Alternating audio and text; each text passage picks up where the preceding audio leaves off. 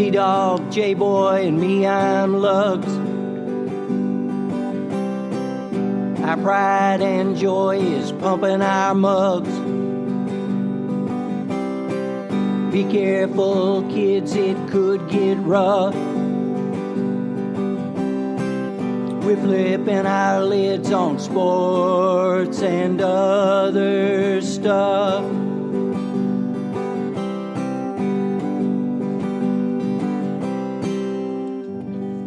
Welcome to Sport Weasel Central. I'm Lugs. I'm J-Boy. And I'm T-Dog.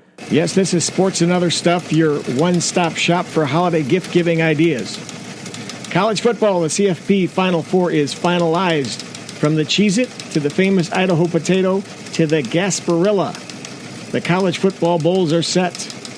NFL Week 14, some nail-biters. Chiefs-Pats, Niners-Saints, just to name a few. Gentlemen, there's 3 weeks yet to play. The playoff picture is less cloudy with a chance of fog. Let's get to the bottom of this. Up first, college football. What's a Gasparilla? Anybody? I have no idea. It's a bowl game. The Gasparilla Bowl? The Gasparilla Bowl. I know sarsaparilla. I've heard of that. Not the same thing. Not at all. No, the Gasparilla Bowl will feature Marshall and Central Florida on December 23rd. Okay. Get excited.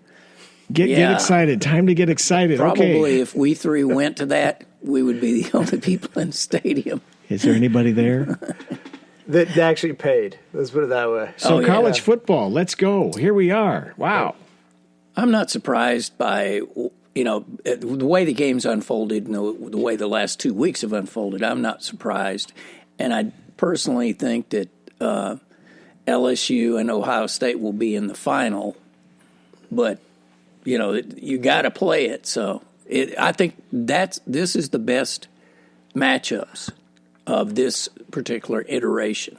Of the CFP? Since they've gone to the Final Four. Yeah. Yeah, I would probably agree with it. Yeah, I would probably agree with that. They're all compelling in different ways. Obviously, Oklahoma deserves to be the 4th seed. You could dispute on some level, if you want to, the top 3, should they be in different orders to a degree. But, yeah, Oklahoma's clearly the one that snuck in. I'll kind of agree with you on this. Like, I'm not surprised by a lot of the outcomes. I am surprised that how well LSU destroyed Georgia. I didn't expect them to kind of curb stomp them as much as they did. And they took the foot off the gas there at the end, really. Yeah, and then also that Wisconsin actually made a kind of a game of it for a while. And just Ohio State, for whatever reason, was kind of like napping, which is very bizarre. Wow, Wisconsin, man. I mean, they had a real shot there. 21-7, and they choke it. Yeah. What the heck? I guess they took the foot off the gas. It was like, what are we doing here? Going back to your thing, I guess that's the thing that concerns me with Ohio State. I'm not saying that they won't get to the finals, but I think Wisconsin, with Jim Leonard, the defensive coordinator for Wisconsin, kind of showed is he threw things at Fields that definitely seemed to get him off track from the beginning. And considering Clemson's talent with Venables, their defensive coordinator, to say they didn't say, okay, we'll do that. We'll add a little bit of that, a little bit of that. And obviously, I'd be worried about Chase Young if I was Clemson. But if they can get it going early and they can pin their ears back a little bit, it could be trouble for Ohio State. Well, an offensive line for Clemson is an excellent offensive line. And the Dabo, he's going to have a couple of good sayings in the interviews. You know that. So, he's in prime. He's in rare. Don't you think Clemson's ticked just to be the 3rd seed? I mean, they got to be. They got a chip on their shoulder, right? I don't know how accurate, but maybe you all know is accurate. I guess Dabo congratulated his team for being the since 1965 being the team to start number 1 at the beginning of the season, stay undefeated, and then finish 3. That's probably true. I don't. Since the polls began, probably since the earth cooled. But I will say, Tom Osborne, I think Fowler brought it up, but it is kind of crazy to think is luckily we went to this system because think about how crazy, as good as dominant as Clemson looked in the championship last year, and obviously they returned most of their talent on offense. Obviously they lost pretty much their whole defensive line, for them not to even have a shot at the title the next year would have been absolutely insane. Yeah. Well, yeah. Yeah. Especially, I mean, yeah, their level of competition overall probably wasn't quite what it needed to be to impress, but the people that they've been supposed to beat, they've beaten soundly. And he's gone to second string and third string in a lot of cases in the fourth quarter. So, and obviously in terms of your conference, you can only kind of modify, and obviously you modify your non-conference years ahead. Like you don't know what. Oh yeah, he's 10 years out. He can't help how bad the conference was this year. And obviously the good thing for him is going forward is obviously with the hiring of the Memphis' coach for Florida State. Yeah. And then also just what Satterfield is doing. And also, even though they got curb stomped, what Bronco Mendenhall is doing with Virginia is building towards something. I don't know how much more high their ceiling is, but still they can be a very good team. Yeah. So like ACC is on the way back up, I believe. So, but that's Joe Burrow on line 1 for T-Dog. Hello, Mr. Burrow, are you there? He won't pick up, but how about that guy? Joe Burrow, I mean, you saw like a few of those plays. The one throw to Jefferson where he was in the shadow of his own end zone and he scrambled and then threw like a deep strike. All right, I'll call you after the show, Burrow. Thanks. But like just his combination of athleticism, and also to be fair, Georgia still is a legitimately great defense. But to be fair, Burrow's done this all year against SEC. He just set the completion percentage record that Colt McCoy had. Where Burrow's played in the SEC, and again, he's making a lot of big boy throws. It's not a lot of bubble screens and stuff. It's intermediate to downfield stripes. So, and he is the Heisman guy, right? Oh yeah, unanimous. Again, I know I'm his biggest fan. Your agent. If it was legitimate, it should be Chase Young. But based on how the criteria has been shaped for like the last 15 to 20 years, it's Joe Burrow, and it's locked up. I mean, all those other guys are just attending. So. Right, they're getting a free meal. Yeah, it should be Chase Young's. I'll just say that. Even though I know I've become like the rah-rah guy for Burrow. That Chase little Young's suspension messed up Young, though, didn't it? I mean, yeah, honestly, they're not going to. But what is bizarre, it actually makes it more impressive. But like you said, they don't want any taint. Yeah, to it. Let's be honest. Which I don't even think Chase Young's going to make some serious money, and that's what he cares about in the end. I mean, Heisman's cool. But I'll take that, $25 million upfront money. Look, I think Burrow could be a very good quarterback. I feel more confident in saying, not that anyone. I mean, there's enough degenerate casinos that you could do this, but I feel more confident that Chase Young's going to make more money in the NFL through his whole career than Joe Burrow. Wow, Chase makes more than Joe. I just feel more. Joe's playing for the Bengals. We know that. Well, just because I'm more confident that regardless of where he goes, he's going to be dominant. Where, like, kind of like you said, if Burrows goes to the wrong spot, it can ruin his career.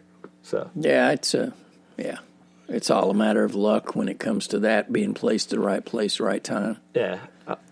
Unless somebody trades and does some finagling, it probably will be Cincinnati. But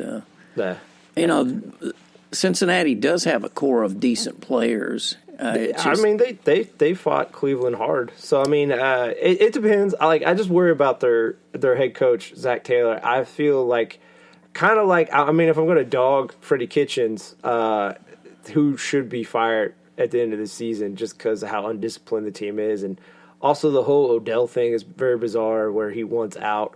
And I'm not going to say like he's had some of those issues in the last few years, but like.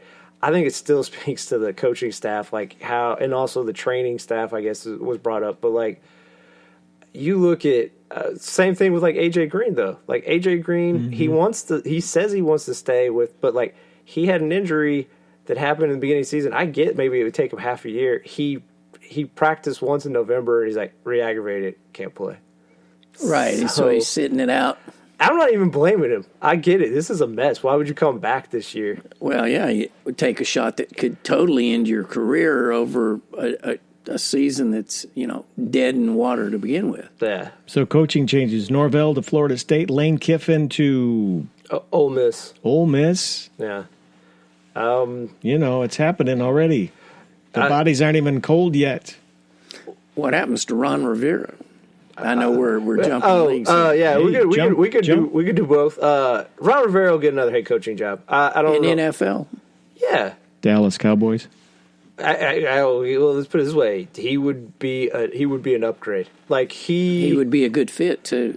Yeah. Oh man, I'll say.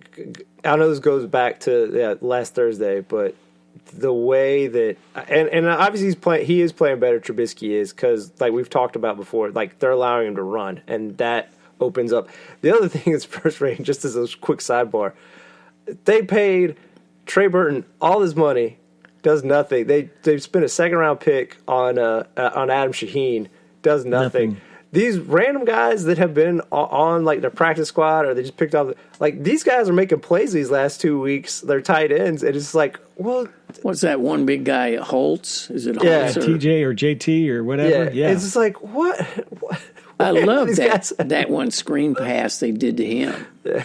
But I also think that Trubisky is going to take every opportunity to run and do because he's auditioning for his next job. I will say it's a combination of things. They've allowed him to run more. Obviously, the big thing is, I'm not going to try to completely rain on Trubisky's parade, is the level of defenses they played the last few weeks have been a drop off, which is complete like spitting in the eye of Dallas, because Dallas is equal to the completely broken. At least the Lions could say they're injured, or like they traded away some of their good players, and the Giants' secondary is just awful.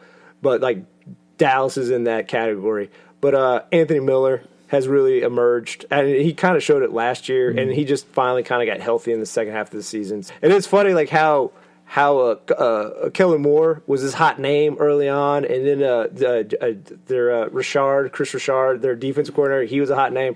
Yeah, they really cooled off a lot. I think Benjamin Moore has a better shot of being a head coach myself. Yeah. Did we see a preview of the Super Bowl with the Ravens winning and the Niners winning in last-second play? Did we see some things going on there?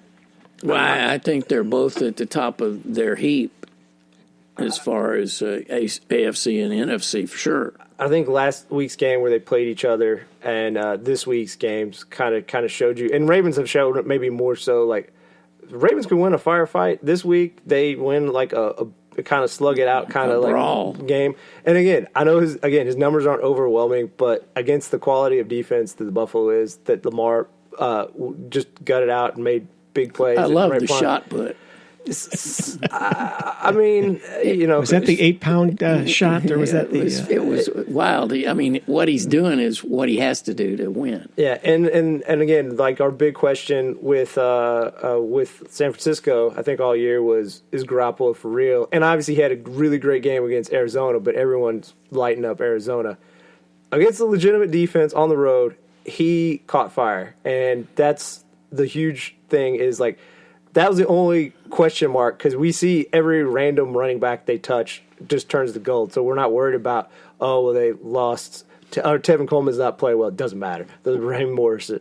But is Jimmy Garoppolo like taking the big stage and beating Drew Brees in New Orleans? Well, so. and he finally showed the spark that the hoodie, saw all along and wanted to keep him there.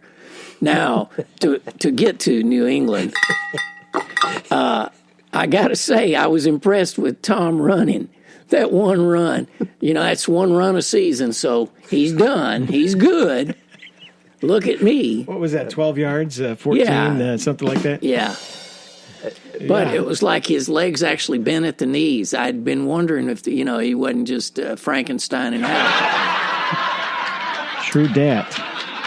It's their next two games they play the Bengals and they play Buffalo, but it is definitely they are not used to this. The Patriots in December, they're used to finding what they are and rolling, and the wheels are coming off. It's not one blown tire; it's an axle that's like messed up. Well, and they started the season with like the best receiving core on the planet, and within 3 weeks, that was blown away.